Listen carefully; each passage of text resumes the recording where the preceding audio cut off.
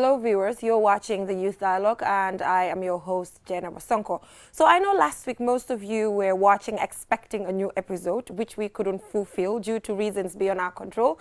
But like I said, we're a very consistent program. Consistency is one of our goals. So we'll try by all means to be bringing you fresh episodes every single week. So we're sorry about that. So today my topic of discussion is something that I should have took a look at a very, very long time ago. I am treating this and I am a bit guilty because I should have talked about this a very long time ago, engaging young people. But I think it's never too late. And if you take a look at it, the dimension that we are taking today, we'll be able to also execute what we should have done a long time ago. So today we're having a discussion on post-TRRC public hearings discussion with young people. So these people are as well victims in a way because their parents have been affected. Their entire families have been affected by the 22-year rule of President Yahya Jammeh. So today we'll be talking about the Never Again campaign. We'll be talking about, as young people, listening to the public hearings, what do we think about it? There are a lot of things that I saw at the TRRC that I didn't know because obviously I was born during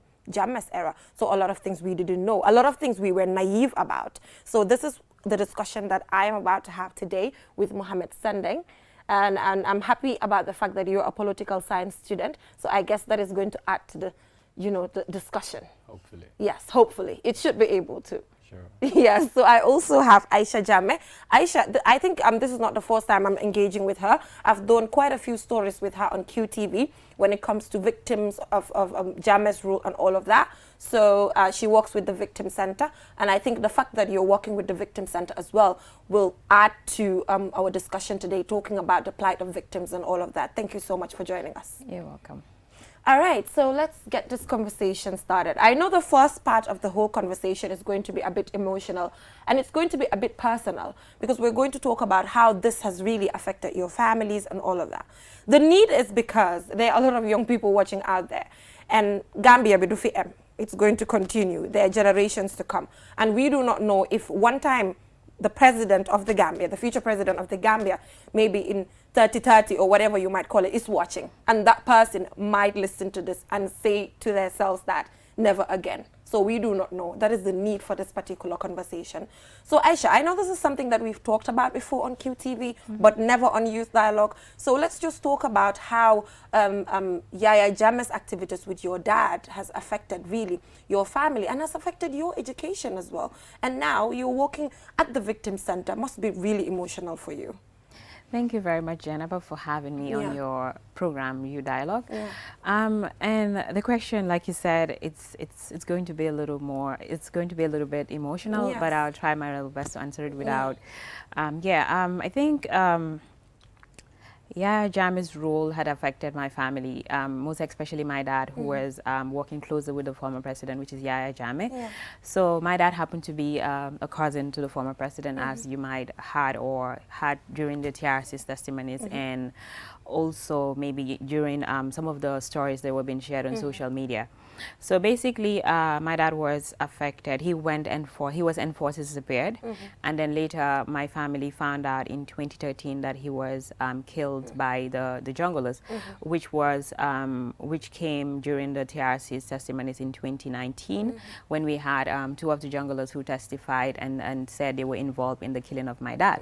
So it has been a long ride for myself and my family, though I would always say that my mom had been a source of support. Without her, we would not have been here, though I was not able to go through university. But thank God I was able to, do some professional courses to help myself together with my brothers as well. Emotionally, it has affected my family, and also in a way that it made my family divided. When I say divided, it's that my dad's side of a family, and my family, we are totally a disconnect. We're a total disconnect. Okay. It's been 15 long years. I haven't stepped foot in my village, which is Kanilai, because of the fact that everything that happened, and also being in the forefront of getting justice for myself and other victims. I might be seen as maybe a threat to to the extended, or a betrayal. Exactly, or a betrayal to my extended side of the family, and I can't go back there because maybe I'm being seen as somebody fighting against my own. But you know, but then I think the right thing needs to be done, and then which is getting justice to victims of human rights violations, because we've seen how these gruesome human rights violation has divided our society in terms of families have been divided, lives were being lost. And I think for me, the most important thing is for me to pursue justice. And then also being in the forefront of this fight is because we've heard stories whereby people would say, Jammeh hasn't even killed his brother. Like, those were just lies. Those are just accusations. And me being part of that family, coming out to share my story, I think it must be heard. And I think the rumors being said, it's not true. I think people are now believing the fact that for the first time we spoke about our story. Yeah. Yeah, so we'll get back to justice, reconciliation, and all of that, and even family issues even more. So we also have Mohammed Sandeng. The story is out there. I can remember on that day when your parents and the other group was out there on the streets. I was a bit younger, and I can remember the tension in the country. Everybody was running away and all of that. So when you knew that your dad stood for justice, first of all, before we get into his death, when you knew your dad stood for justice, stood for change, how did you feel as a young person at the time? Thank you. Well, I was never really oblivious of my dad's activities. In fact, I, at some point in time, was like a personal secretary to him, you know, so most of his activities were not known, unknown to me. So it wasn't something I totally did not expect, that he would stand for justice. Well, that's what he had done all of his life. So basically that wasn't what came as a surprise to me. Okay, but, it wasn't a surprise at all. Not at all, because if you know about the story of my dad, you would find in it that he was arrested sometime in 2014, you know, when the bogus charges in which he got acquitted and discharged for. So, you know, because he had always been an activist, a political activist under UDP, and he had served as National Youth Secretary General, you know, plus another position which he assumed before his death. So that tells you, I mean, his position in the political landscape. And so that being the situation, I have not been as in totally disconnected from the political situation on the ground. So for that matter, I mean, he had always, stood for justice. So it was just a matter of time, and then the thing would have reached its tipping point, and I think that's what happened. But I mean, what it did is, funnily, I would have been a part of that April 14th process, but yeah, because I had to do other engagements, other family engagements, keep my family safe, you know, by the instructions of my dad. So I wasn't a part of that. But I remember, I mean, before he left, he told me that you would have been a part of this, but because you are supposed to take care of your mom and the kids, so you wouldn't be a part of that. Yeah. So basically, that was why I was exempted from being a part of the protest. So, but basically, it is an honor that even though, I mean, a very unfortunate thing, one of the first times that we as a family had to spend, let's say, a Ramadan without our dad and a whole year without him at home, missing his love and affection and all that. But also, it is an honor to know that, okay, to be associated with him, even whereas not in the capacity of a son, but in the capacity of a citizen, especially one that is dedicated and very much interested in, I mean, the development of this country, you know, which cannot go behind democratic development. So that being the case, I'm very much honored and happy to be associated with the story of the late Solo Sandeng. Yeah, I think the reason why I asked that question is because I know he's been fighting for the rights of people for a very long time, but people felt like that particular step that he was able to take at a time was one of the boldest steps that a Gambian citizen can take. That is why I asked that. But like you mentioned, he's been doing this for so long, and you're quite proud to be part of his family. And I'm happy about the fact that he entrusted you with the family at that age to keep them safe. Why do you think that is?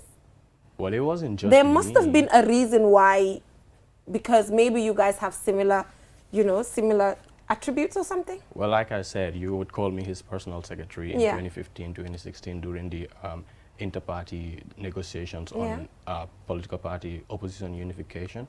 So I would like be with him in some of those meetings, and I would, run some of his errands when he's on those meetings. And but this was just a portion of the family's responsibilities that was given to me.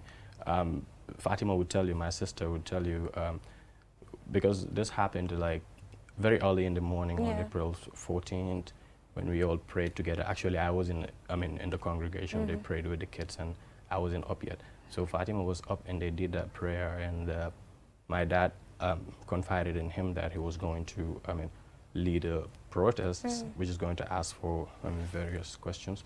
So that she shouldn't come home. She shouldn't have come home after she left work that day.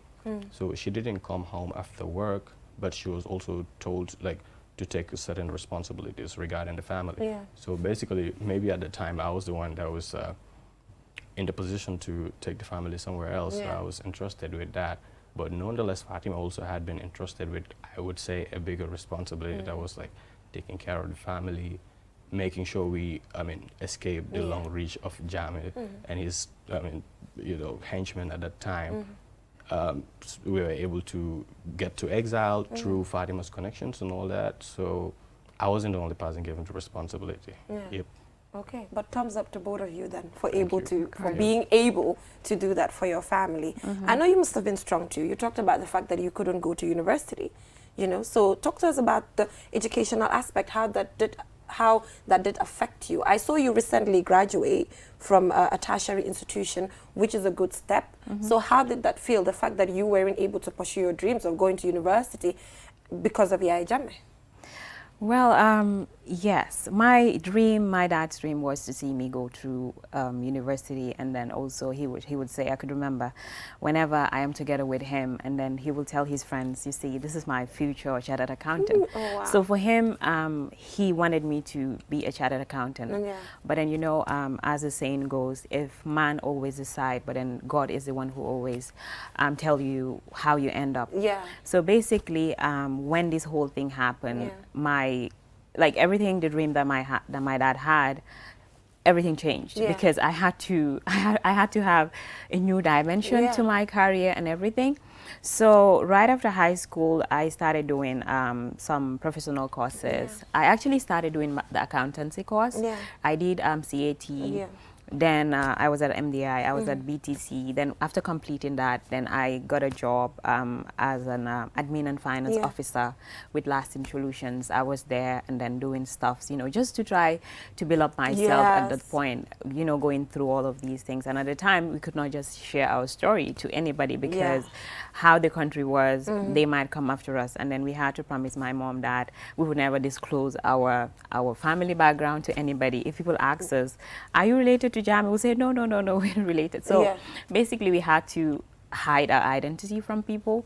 So at the time, after doing that, in 2017, fast forward 2017, right after the impasse, then when Jammeh left, few victims together with some people who supported the victims, that is some few activists that were living in the diaspora, came together. So Mohammed's family was a part of it, my family. It was basically 6 family members with the support of a few people that came together. We said we wanted to form a committee of victims, basically to talk about, we've been quiet for a long time. So so at the time, I'm like, okay, now I think my destiny has changed from being this is where you're supposed to be a chartered accountant to become a human rights activist. So I thought of, what's the next step? What do I need to study? I said, okay, why not I enroll and then study social work? Because I'll be dealing with victims, I'll be dealing with people, so I need to have that empathy. A victim myself, also dealing with other victims, that alone is a bit... I was just going to come to that. Like, how does that feel? So, the fact that you're a victim, you have to deal with your own emotional pressure and having to support other people. Is it easy? Is it hard? How do you manage? It was so hard. Okay. So that is why I had to enroll at SOS Regional Training Center. Yeah. And I registered for the social work program, Yeah. which helped me a lot in Okay. terms of dealing with people, because I have to do some form of psychology, you Yes. know, and other field that will help me to be better deal with people, because I need to have the empathy. If I don't have the empathy, I would not be able to do it. So, and also other capacity building programs also help me as well to build my capacity as somebody working in the human rights field. Yeah. So later on, I also registered with MAJAC, which Yeah, is the Media I saw that. Academy for Yeah. Journalism, and I was able to enroll for the course in comms. Yeah. So which also helped me in terms of my yeah. in my advocacy Sure. work, so that I can have the ground. I could build myself up before maybe going into the university. My dream is to further study Yeah. in the university.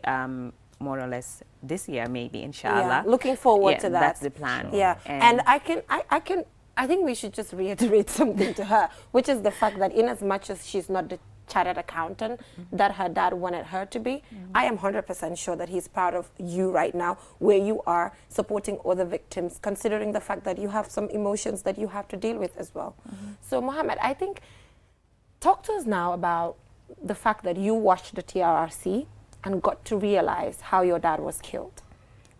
Probably you would have heard rumors here and there, but the TRRC assured you guys that this is how this happened. So how did that feel at that point in time?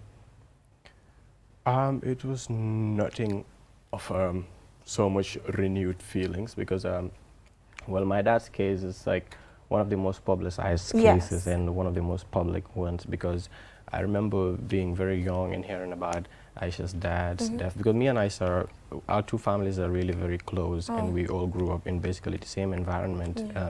So you can tell how hidden it was for me not to even know about Aisha's dad and his story. Okay, wait. So you're telling me, even at a time as young people, he didn't even know about your dad's situation. No. So that is how private this was. That was how private it was.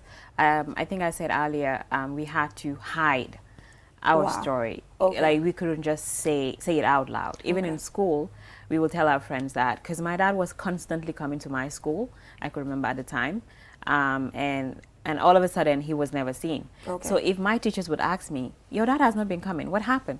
I'll say he traveled. Oh, wow. Yeah, so Okay. Yeah, so basically you can see That's how bad it was. what kind of a grip of fear we were living Yeah. under. I mean, not only being somebody that has been disappeared by Jame, but someone that is opposed to Jame and his ways, actually had a kind of a hidden life that you live, you know, being son of a politician and a very strong anti-Jame activist.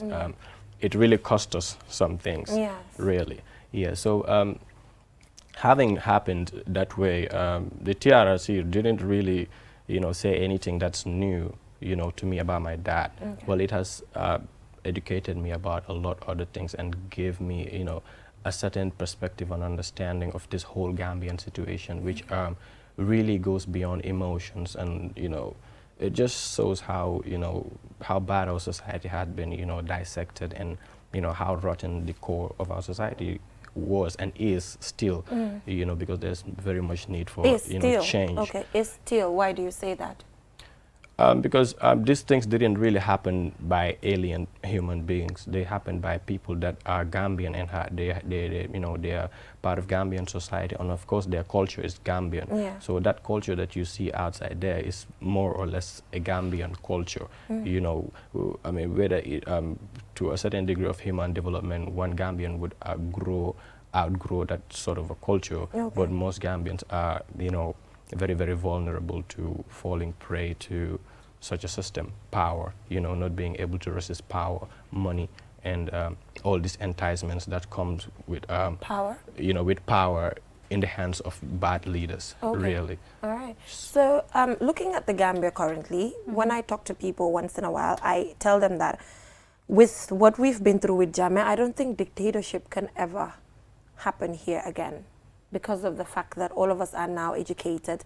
You know, the system has changed and all of that. So with the new government coming in, setting up the TRRC and all of us, how do you see their activities as a government in relation to what we are talking about today?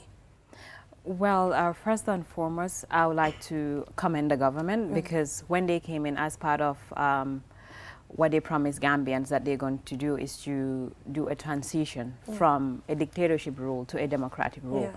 And as part of the transition was the Janneh Commission was part of it, the TRRC was part of it, and the SIA Constitutional Review was part of it. And then I think that as the TRRC had unveiled all these atrocities that happened in the Gambia. And as Mohammed rightly said, a lot of people were saying those people, like before, people used to say it was those people who committed those crimes were not Gambians. Yes. Yeah, but then the TRRC... The junglers were in Gambians. Yeah. But the TRRC had really worked really hard to tell Gambians and people who were not believing in these stories. You know, it made Gambians to know that these people were actually Gambians and they were the ones that were committing these crimes. And then, like I said, it also depends on how serious this government will take these recommendations that will be coming out from the TRRC. So that is when we can then, you know, that is when we could then qualify whether they actually taken all of this process seriously. But then we've seen how some of the commission have been handled. We've seen the Janneh Commission. There was some form of selective justice. And then we've seen the CRC was also kicked out. And then now our hopes are on the TRRC. And what I would just like to add is that the TRRC's recommendation is really important to the victims, not just victims, but then as Gambians as a whole, because this is when we would know that our never again has been achieved, when the recommendations of the TRRC are implemented, and also when the government shows political will to tell victims and the Gambians that these processes wouldn't go in vain. We will completely implement these recommendations. Then we'll be able to say, kudos to the government. But at this point, the way things are going, it's a bit, you know, it's not going smoothly in a way because already some victims are already frustrated by the fact that things are taking this time for them to be able to be redressed in terms of some medical support, psychosocial support, and other support that is needed for the victims. Yeah, I've seen few people go to Turkey and were treated. The TRRC talked about the fact that they got to pay some school fees here and there for some people. But some people are with this idea that even if the TRRC recommendations are not implemented, just the coming of the TRRC is a good thing for us. Then we got to know what was happening in Gambia, things that we never knew. What do you think? It is. That's very right, because one of the aims of the TRRC, you know, is also to create an impartial record, you know, of what happened in a span of 22 years, which is a whole lot of history, you know, of a country. Which seems to be an achievement of itself. Yes. It is. So I think that alone would be able to educate, and it would be like an archive, basically, for especially people who has an interest in, people that have interest in research, politics, like, because this whole thing is about our political development as a country, you know, so it's going to add to our political account, you know, and amongst other things. And so what that does is to give us, especially young Gambians, you know, you talked about being born under, you know, that span of dictatorship under Jammeh's rule. We'll come to that probably, and that's a very important part. You know, because we were denied information, we were denied the truth, and actually we were, you know, made, to, you know, basically like have one person to look at, and you know that it, like just being given one part of a story to take, you know, then there's no option for another story. No option at all. Know, because media, which is one of the most crucial parts of, you know, the development of the state, was basically captured and, you know, centered around one person, that was Yahya Jammeh. So that's why the TRRC is very good for a lot of people, you know, especially people of my age and yours, you know, that span, to educate these people, to tell them that, look, all that you see wasn't all that was happening, you know, there was more that was happening under, you know, the curtains that you were not allowed to see, which JATIAS didn't show you, which the Daily Observer refused to write about, you know, all those observers that were burnt down, and that all those journalists that were kept away. This is what they were trying to tell you, but this system didn't want you to hear about that. This government that embezzled your money and killed anyone that spoke against it. This is what was going on for 22 years, and this is what you were born into. And I mean, this is what really retarded your development as an individual born in a country of less than 2 million people that had all the potentials to have done a lot of things as a country. Couldn't happen. Could not happen, you know. So the TRRC is very, very important in that aspect. So before we move on to the recommendations with you, can you guys remember how we were forced por dem tero Yaya Jammeh, like as kids? When we were like little, even all of that is part of the emotional torture that we had to go through as kids. I didn't go through that too much. I did. Did you? Well, I think I did not. Well, I did not, because at the time in school when they say Ajama is coming, we have to go out. I rather stay inside of class.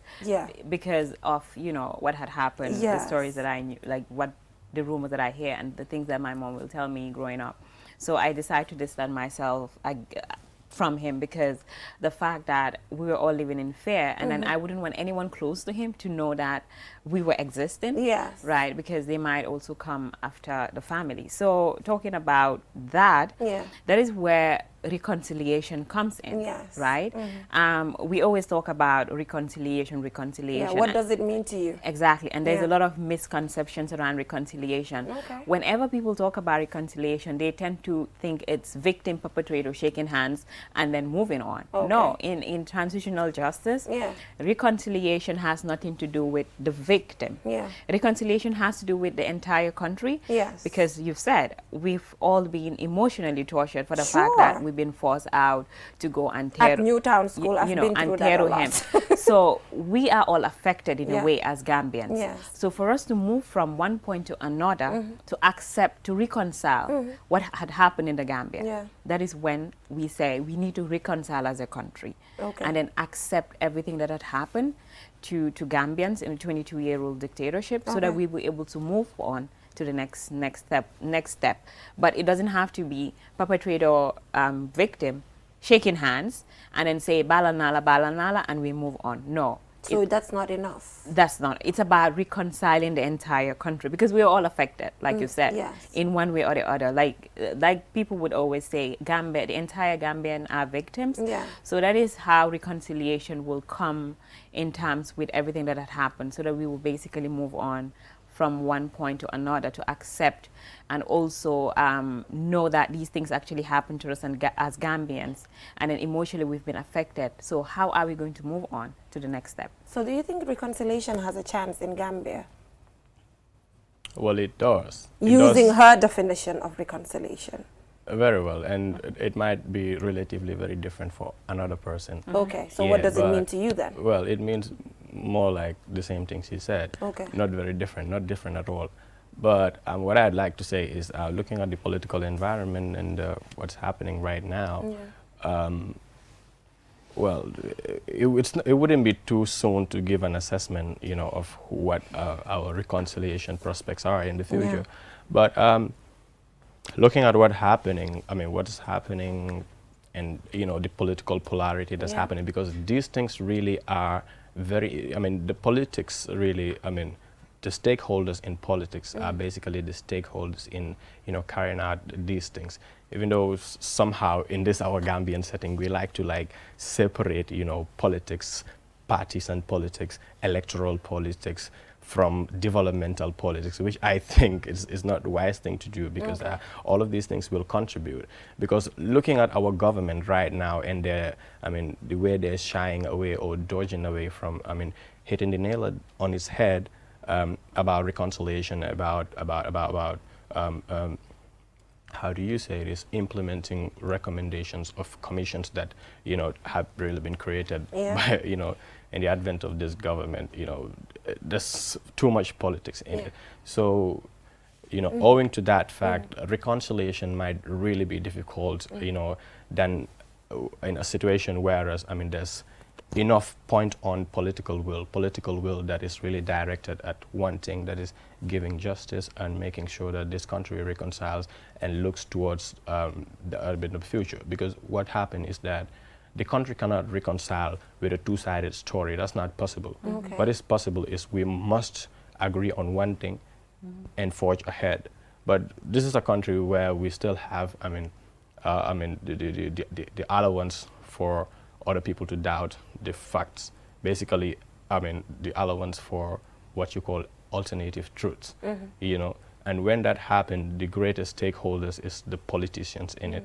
So whereas the politicians take this important, it is going to be important because there's regionalism had really destroyed this country. Tribalism has done it. Classism has done it, if you know what I'm saying. Yeah. And a lot other things, you know, there are a lot of interest in play. And all of these things contribute, I mean, the whole social setup. And the social setup is what had been really tampered with, had been broken. So you know, if we want to set this country on a right footing, especially talking about reconciliation, I think we need the political will and the political action to correct it first. And you know, with that, I don't have a lot of hope, you know, even though I'm very, very optimistic. Let us be optimistic. Even though I am Recently, optimistic. I saw the president talking about the fact that, well, we will be implementing the recommendations of the TRRC. So I think let's just be optimistic. Well, we'll be and optimistic and not also leaving out the truth and the facts of what had happened in recent past about other commissions, which would have signaled the, I mean, the willingness and the interest of the government, which still says that they're going to implement those other things. I mean, to make the citizenry believe, because action speaks louder than voices. what you say. Totally so agree we have with seen that. What happened. So yeah, as long as it's not yet here, we're all just anticipating to see what these recommendations are going to be and what the government is going to do about it. This is something that they've been stressing for so long, and I agree with the fact that other commissions have failed. You know, when it comes to the CRC, we do not know if the Constitution can ever be revived again. We've seen Goodluck Jonathan come and go, and nothing. And the same thing as well with the other commissions. Well, like I said, just setting up the commission is a good thing. Yeah. But implementing has always been a problem for Gambia. We have very good laws. Look at the FGM law. Look at the anti-littering law. This seems to be a very long existing problem that we've been dealing with. And I think with the TRRC, implementing those recommendations can actually change the narrative for good. What do you think? Of course. For me, I always say that we have to join the conversation. Yes. Gambians, we have to join the conversation from the grassroots to everybody. Like, every Gambian needs to be involved because we all know how Gambia or society, we tend to forget about, like, if something is happening at the time it's heating, everybody will talk. Everybody's in it. You know, everybody's in it. But just give it few months and then that's it. Yeah, that's the problem for Gambia. That's a problem I for think Gambia. just the last time I invited these activists that are talking about elections, Gambia Participates and the Peace Hub. I think as young people, change becomes in la wara dore. What I told them was ne, da ngeen dee xaar ba dara happen. So happen ba pare yen organizations yeb ngeen buga wa. Comme ni nga ko waxe, right now when I go on Facebook, TRRC is not a topic of discussion anymore. I know. Implementing the recommendation is not a topic anymore. It's not a topic anymore. Yes. So I think that is where Gambian civil society, especially civil society organization working on the transitional justice process, we need to coordinate. Yes. We need to collaborate. Because if we don't coordinate and collaborate, we would be divided. Yes. So united we stand and divided we fall. Yes. For us to push the government. Involve National Assembly members because they play a key role. Our policymakers play a key role, an important role to ensure that these recommendations are voted for in Parliament. Because at the end of the day, it has to go to Parliament. After the President receives it, after 6 months, it will go to Parliament and the parliamentarians need to vote. So we are calling all Gambians to be part of these things. Process. Yeah, I think it's supposed to be something collective. It has to be collective. So I know you're studying political science currently. This entire situation with Jammeh and your dad is, can I use that as a reason to say that is why you decided to study political science? And I'm also going to study that too. Oh, okay. Beautiful, beautiful, very, very beautiful. I'm happy to hear that. Yeah, that's good, that's good. Jay, I think, well, it's more like that. That's true. Okay, that's not clear. Well, that's very, very true. I mean, because being under my dad, you know, knowing what's happening and, you know, having been exposed to all of these things post, I mean, Jammeh's defeat, you know, being in that situation. This was a time when, you know, a school kid couldn't talk to a fellow, you know, student about what happened. I remember, you know, talking about this because I went to Nusrat just as you, you know, went to. So there was this time we were on the lawn, so I actually was so, because I was reading this book with Dr. Sen. Dr. Sen wrote the book, so the book was really talking about Gambia under AFPRC, 1998, sorry, 96 to 2008.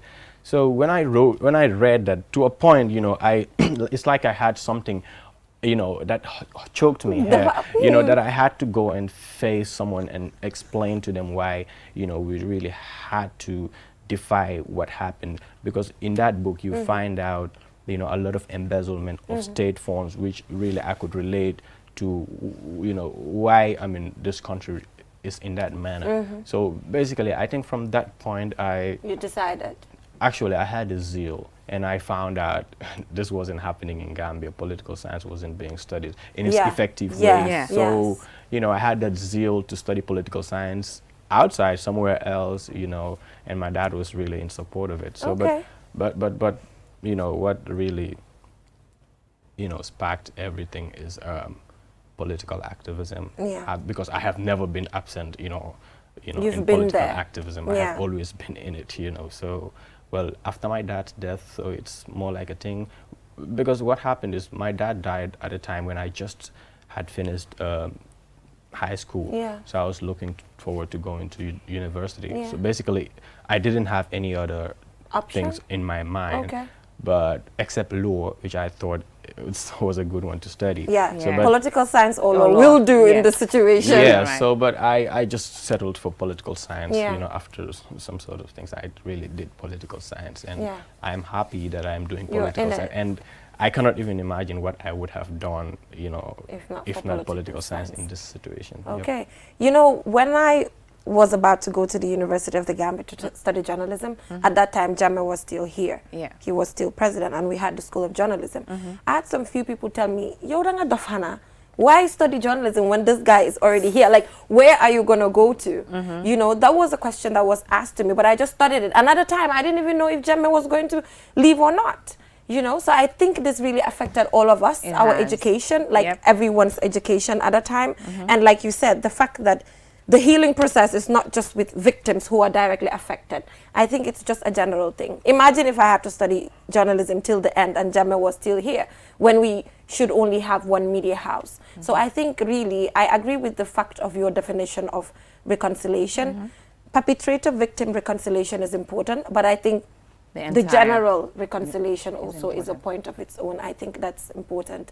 So never again, finally. I think time is up already, but I think this is just one of my favorite conversations, and it should have been something that I should have done a long time ago, but I guess anyway, this is the right time. That is why it's happening. So never again. Let's talk about that a little bit. Is there a chance, as young people, how can we work towards that to make it happen? And can it happen if the recommendations of the TRRC are not implemented? Well, I wouldn't want to for example, exactly, because said we are looking at what government will do with the recommendations. All hands on deck, because we believe that this is going to give another shape to Gambia. And there's always, when I talk to people, I'll tell them that it's not yet a new Gambia for me. It can only be a new Gambia when we achieve the never again. And when we make sure that, when government makes sure that these recommendations are implemented. Because, Jenaba, people lost their lives, right? And for instance, enforced disappearances, it's a continual violation. As long as the body of the person is not found, seen, it means those families are still suffering that violations.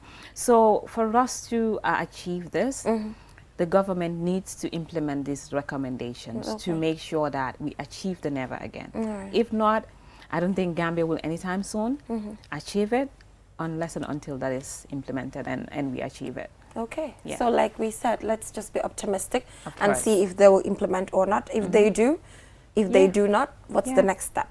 I think for me, it's just beyond that in some way, because what happened is TRRC's recommendations and all other commissions that had been failed, to be implemented. All these recommendations are going to stay. They're already a part of our national records. They're part of our national documents already. So whether we have a government that doesn't have an interest in implementing them, or not at this point in time. We might have a government, nobody knows what happens in Any the future. sitting government. Okay. Yeah. So that is why I think it is just one important thing, like I said, first of all, setting an impartial record for this country that will allow, I mean, the kids, my kids, your kids, and, you know, ourselves, you know, really, because we are this... I think what you just said has a very deep meaning. It helps. You know, what's that supposed to mean? Explain deeper. What? The issue of the fact that the records are already there, the government implementing it and not implementing it doesn't really count. Yeah, what right I'm now. trying to say is, because when I'm talking, I look at things mostly at a social, you know, aspect. I look at things from a social perspective, which kind of, you know, what happened is governments come and go, right, with their different interest areas and what they prioritize. But this society, the Gambian society, like any other society, remains, you know, and so this society is what's development the government stands for, you know. So in a case whereas this government comes not to, I mean, implement this recommendation, what happened is the state, this document and like all other documents are going to remain national documents. So they have the chance to be implemented in the future. That's what I'm trying to say. But there's another perspective I like to spill to it, is that, you know, this is a chance for, I mean, social actors to, because we already have a record. And this records, whether we like it or not, is true. It is impartial, because we saw how the commission acted, you know, like all of the commissions. They even, the commission, you know, many people would like to, you know, give different opinions about it. But the fact of the matter is that the commission went to an extent of allowing Jammeh to be treated fairly, which is what is expected. In any, I saw that. You know, yes.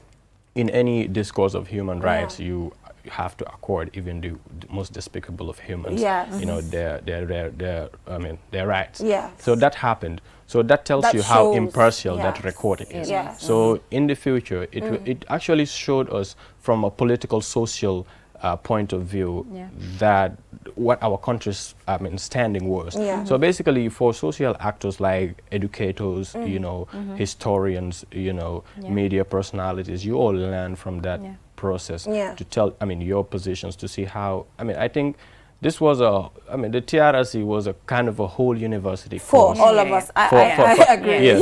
For anyone, because it would allow you to know your position in this society and how that position is crucial, you know, in the face of power, in the face of governance, you know, because I think time is up, I would just stop there. Yeah, sure. But you could just end along. That's right. So what I'm trying to say is this is just going to give us a footing, like it's going to put us, you know, to another level. Like really, we would be able to know what we do with our country when we have the chance next, and this is the chance we have now. Yeah, sure. Final words.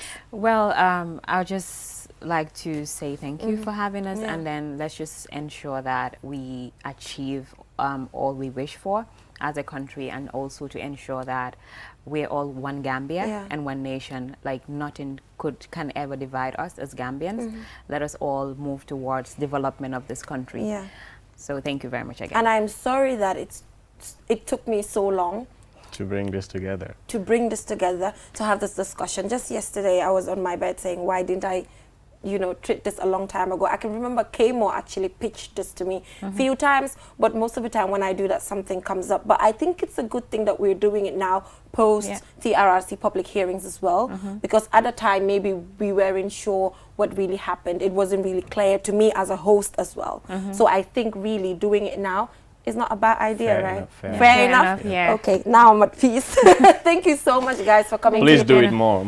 We will do it more often, you know, talk about it more. Hopefully, because we're all optimistic, if the recommendations are implemented, we can come back together and, you know, reflect on those things. Like I said, let's be optimistic about this. Well, what if they don't get implemented? You wouldn't call us? Well, I'm not saying I would. Why are you guys putting me on the spot? I'm not saying I wouldn't call you guys to actually discuss it. It will be discussed either ways. But for now, let's just pretend it will be implemented. Because we don't know what will happen yet. Keep the discourse on. Yes. Thank you. All right. Thank you so much for coming. Viewers, we will take a short break. When we come back, we will get to wrap it up. Join us for another fun day at Q City this Tabaski. Tabaski Day 2 will be all fun with Hussein Dada featuring Chanta. A2, Big Banga, Maka Bars, YD, LJ and Swiss, and Sihu Yafa. We look forward to hosting you and your family for our special Tobaski event on Wednesday, 21st July 2021 from 12 p.m. to 11 p.m. for only $200 gate fees. Don't wait to be told. Bring your friends, family, and loved ones. Let's have fun together this Tobaski at Q City.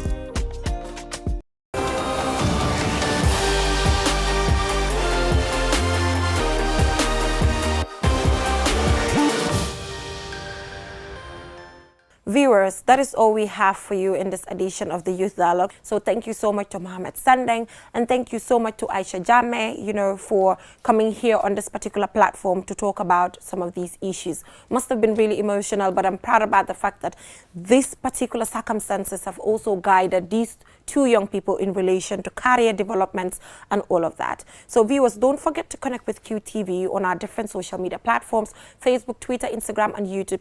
Go and follow us on all of these different social media handles to stay connected with what QTV has to offer. My personal social media handles are as well in front of you. Take it, contact me, give me your recommendations and your comments. I will surely pen them down and eventually implement them. Like I always say, I can't have the whole of Gambian youth on this platform at once, but you are out there and I know you are doing extremely well, and we will try by all means to meet you wherever you are to have a discussion with you, to show the world your potential and what you're capable of. Till I come your way next week with other young people doing extremely well across the country, do stay tuned, and hopefully next week we'll be taking a look at World Youth Skills Day. Bye for now.